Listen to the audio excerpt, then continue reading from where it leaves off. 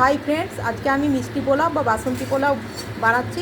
আর তার জন্য কড়াতে আমি দারচিনি দিয়েছি,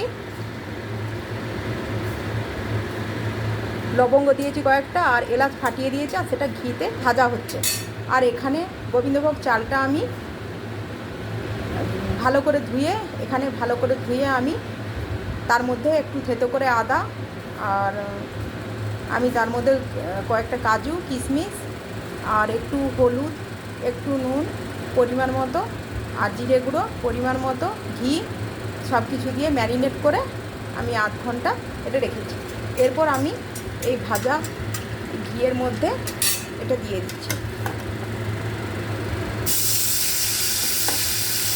আমি এখানে খুব অল্প পরিমাণে দেখাচ্ছি এটা।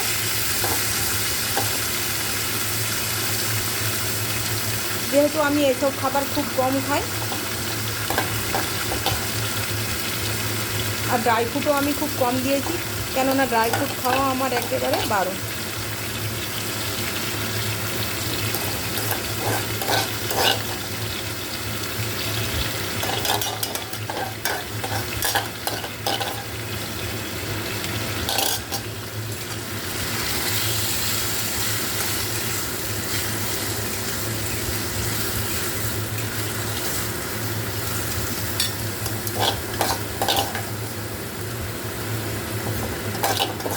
তো আমি এইভাবে মিষ্টি পোলাওটা বা বাসন্তী পোলাওটা বানাচ্ছি।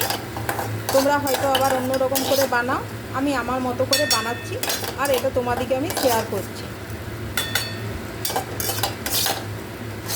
কোনো পুজো পালের সময় এটা বানালে বেশ ভালো লাগে, বা উইকলি একদিন যদি বানিয়ে খাও সেটা ভালো। আলুর দম দিয়ে, ফুলকপি রোস্ট দিয়ে, বা পনিরের কোনো রেসিপি দিয়ে, বা চিকেন কষা দিয়ে এটা খেতেই পারো।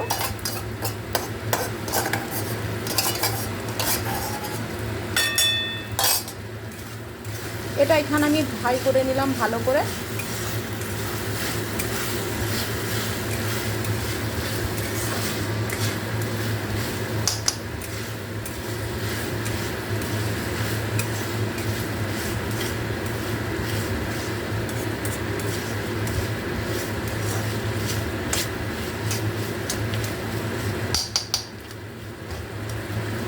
এবারে এই চালটা যতটা নিয়েছি, সেই মেজারমেন্ট কাপ দিয়ে যতটা চাল নিয়েছি তার ডবল আমি জল নেব, আর জলটা আমি ফুটতে দিয়ে দেব।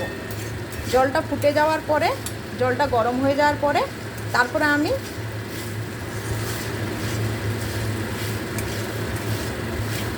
জলটা এর মধ্যে অ্যাড করব, আর তারপর 10 মিনিট মতো ফুটবে এটা। তারপর আমি ঢাকাটা খুলব। তো এটা ফ্রাই হয়ে গেছে, খুব ভালো একটা গন্ধ উঠছে। পোলাও করলে পোলাওয়ের গন্ধটা খুবই আমার ভালো লাগে, আশেপাশে ছড়িয়ে যায় গন্ধটা, খুব সুইট একটা স্মেল ওঠে।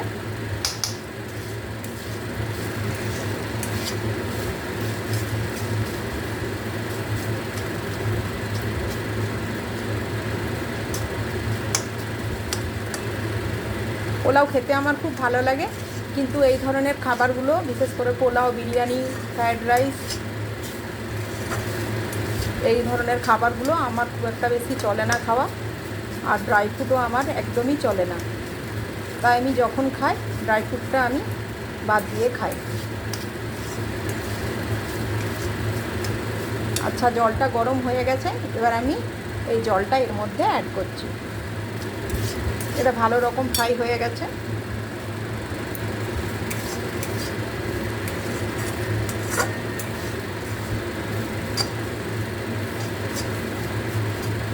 ভালো মতো এটা ফ্রাই হয়ে গেছে।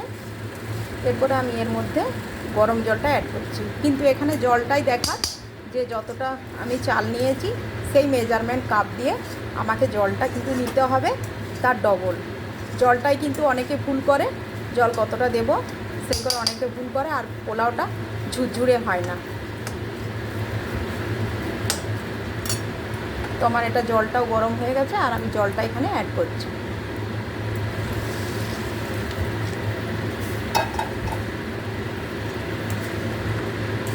যে কাপে করে আমি চালটা নিয়েছিলাম সেই কাপের মাপে ডবল আমি জলটা দিলাম।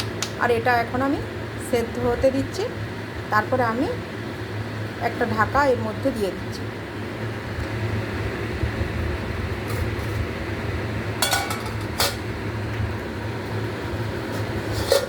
তো 10 মিনিট পরে আমি এর ঢাকাটা খুলব। তো 10 মিনিট হয়ে গেছে, এবার আমি ঢাকাটা খুলছি। তো এবার আমি ঢাকাটা খুললাম। ঢাকাটা খুলে আমি দেখি এই যে জলটা আমার শুকনো হয়ে গেছে, একদম একদম জলটা শুকনো হয়ে গেছে আর সেদ্ধ হয়ে গেছে। আধ ঘন্টা ভিজেছিল এটা। তো এবার আমি কি করব, এর মধ্যে চিনিটা অ্যাড করে দিই। যে যেমন মিষ্টি খায় সে সেরকম এটাতে দিতে পারে। তো আমার বাসন্তী পোলাওটা একটু বেশি মিষ্টি ভালো লাগে, তো আমি একটু এরকম পরিমাণ চিনি দিয়ে দিলাম। আর তোমাদের যেরকম ভালো লাগে তোমরা সেরকম দিও চিনি।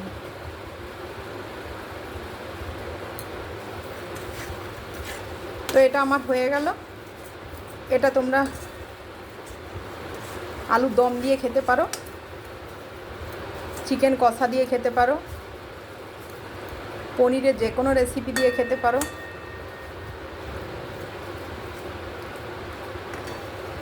ফুলকপি রোস্ট দিয়ে খেতে পারো, যে কোনো কিছুর সাথে খেতে পারো, গ্রেভি টাইপের কোনো কিছু দিয়ে খেতে পারো।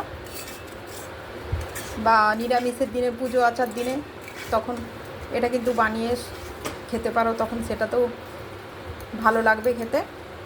তো আমি এগুলো বিরিয়ানি, পোলাও, বাসন্তী পোলাও, বিরিয়ানি, ফ্রায়েড রাইস যা কিছু আমি বানাই, আমি কিন্তু ননস্টিকের কড়াতে ইউজ করি না। আমি এরকম এই কড়াতে কিন্তু অ্যালুমিনিয়ামের কড়াতে কিন্তু আমি ইউজ করি। এবারে তোমরা চাইলে ননস্টিকের কড়াও ইউজ করতে পারো। তো তোমরা অনেকে অনেকভাবে বানাও, তো আমি আজকে এইভাবেই বানালাম। তো ঝুরঝুরে মতো হয়েছে। এবার তোমরা একটু কমেন্টে জানাবে যে কীরকম হয়েছে